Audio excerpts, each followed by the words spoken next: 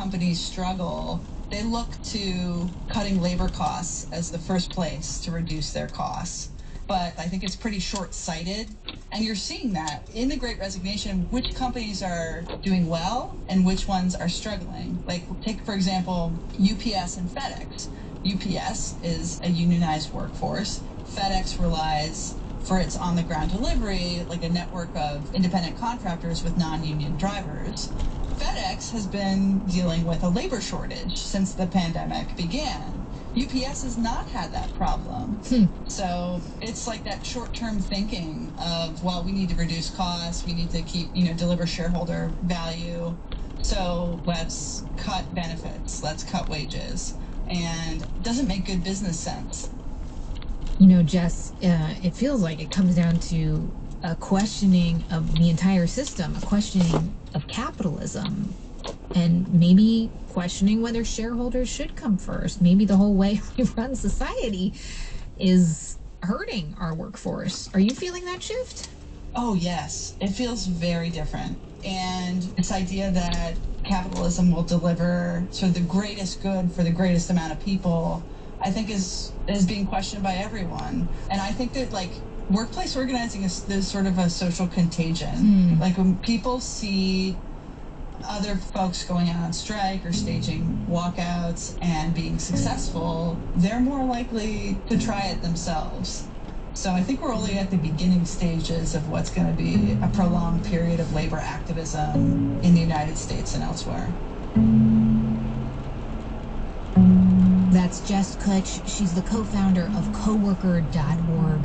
You can see her full talk at TED.com. And just a note on Michelle Eisen's story, we reached out to Starbucks for a comment, and Starbucks denies any claims of union busting and says the additional staff sent to Buffalo were there to support employees on the ground. None of them came from their corporate offices. So far, over 24 other Starbucks locations across the country have filed petitions to unionize. On the show today, the first part of our series, Work, Play, Rest.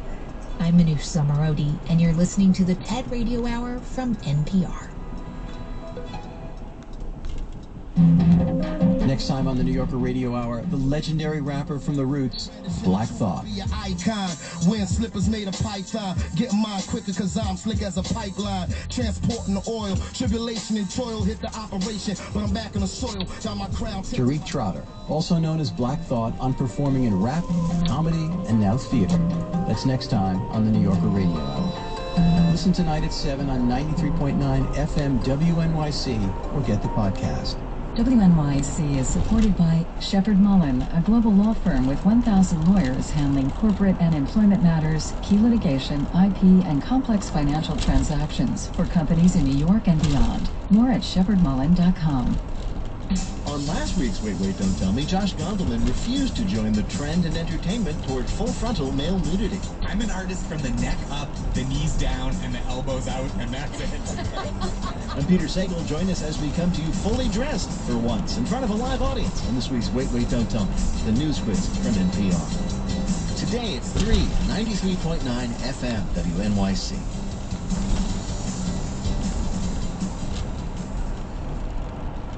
Support for the TED Radio Hour comes from the University of North Texas, a public research university with more than 240 degree options, dedicated to being a catalyst for creativity and entrepreneurship in Texas and beyond. UNT.edu. And from the American Lung Association, comprehensive biomarker testing for lung cancer patients may lead to more treatment options. Learn more at lung.org/biomarker-testing. It's the TED Radio Hour from NPR. I'm Manoush Zomorodi. On the show today, part 1 of our series, Work, Play, Rest. Let's get back to work. Like so many booming industries, tech has completely changed some of our cities, creating hubs and uplifting certain places while leaving others behind. You think about California, you think about palm trees and beaches and Hollywood and the Bay Bridge, and That's not where I grew up. That's not at all where I grew up. This is Irma Alguin, and her hometown isn't exactly known for innovation. Yeah, Fresno is a place that you drive through to get to somewhere else. If you do drive through Fresno, you'll see a very different kind of industry. You see miles and miles of ag land, which could look really different depending on the season.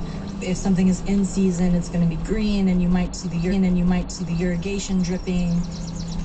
If it's not in season, you might see, entire orchards being ripped out, piles of trees and wood waiting to be burned.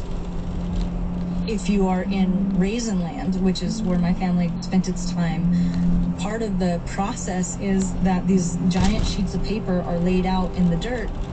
You pick the grapes and they are left to bake in the sun. It's like this really thick, almost sweet, dusty smell that smells like home. It's really hard to put words to it.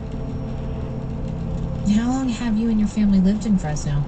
So my grandparents migrated from South Texas and from Mexico to California following the crops, following the work, and they became field laborers right there in the Central Valley.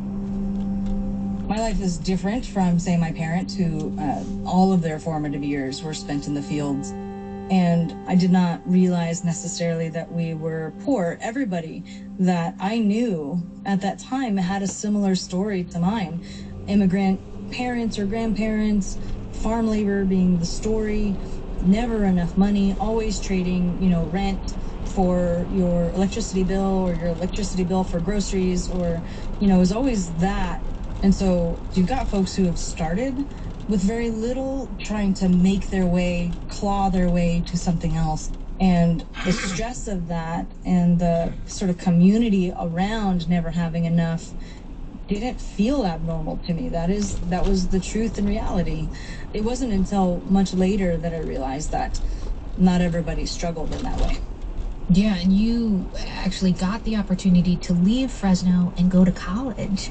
I mean, that must have been quite a culture shock. Yeah, so ended up with a scholarship offer across the country in Ohio, and arriving there, it was just like, I shouldn't be here. I don't know any of the things that you guys know. I'm so far behind. When I got my email address for the college, it was my very first email address ever. And they had to show me what that meant, like what email was. And so, yeah, you just feel in so many ways like this is for other people.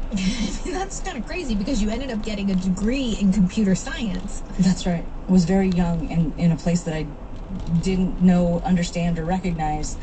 And I really wanted to take classes in the most beautiful building on campus. And for me, that was a glass building. It turned out to be the College of Engineering. And somebody said that that's where computer science took place, and there were computers, scattered all over that building. So it was serendipitous that I ended up being able to choose a major that I would never have seen for myself. And how did it go? Well, getting a computer science degree was a slog. It was tough. No, not easy. I won't say that it came easily to me, but it did feel pretty obvious over time that a person could muscle their way through this industry. I think there's like this mystery that surrounds the technology industry, which makes people believe that it's super hard and super for other people. But spending time in it, I got to see kind of how the sausage was made. And it was like, oh, there's a lot of different types of jobs inside of this industry and a lot of different places for folks even like myself. When you say even like yourself, meaning that you didn't have a PhD or that you were a Latinx, or how do you mean? So there were a number of things where it felt like that phrase, even for me, comes in. First of all, I'm a woman. For me comes in. First of all, authentic dishes too. Bacon fries, oat freedom, Edison, New Jersey. Buying a house, refinancing, loan factory are lower than most lenders. We are Anchor's #1 originator in America in 2020. Call us for free consultation. 551-800-9000. Loan Factory, the top mortgage broker in the nation. NMLS number 320841. प्यार का ऊपर चमके दमके जब एहसास किसी का दिल में जगे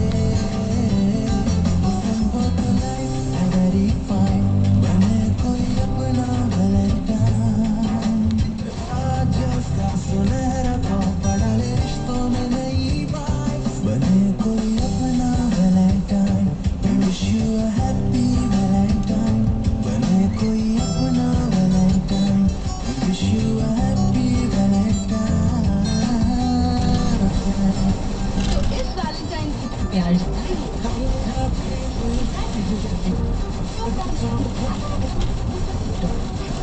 Dashcam, USA's trusted online jeweler with the largest collection of 24-karat gold jewelry and certified diamond jewelry. Free secure shipping all over USA. Conditions apply. वो तो पता नहीं, लेकिन इंडियन रोटी का ऑर्डर आज ही आएगा, वो भी सीधे आपके डोरस्टेप पर। Quickly है ना? Nationwide delivery of your favorite Indian roti by Quickly. Download the Quickly iOS or Android app. Also use coupon code MIRCHI and get $10 off on an order of $50.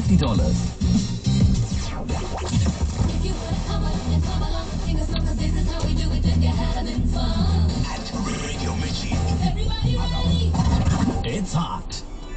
दूर होते होते वो आवाज डूब गई, सुनने के लिए सिर्फ यादें रह गईं, गूंजते हुए माजी से सिर्फ इतना ही सुनाई दिया, नाम गुम जाएगा, चेहरा ये बदल जाएगा, मेरी आवाज ही पहचान है अगर याद रहे।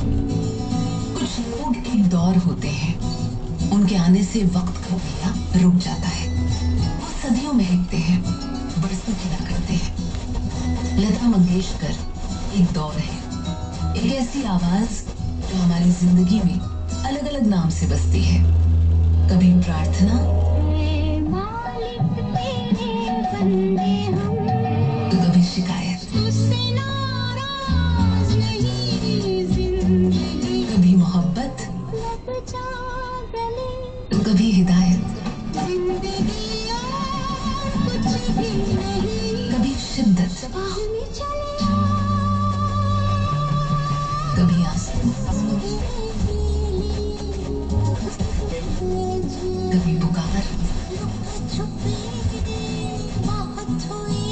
और कभी देश से प्यार। सदियां गुजर जाएंगी, लता जी हमारे साथ रहेंगी, उनकी आवाज में याद रहेगा। By the Nightingale of India, Mirchi salutes the pride of our nation, Lata Mangeshkar.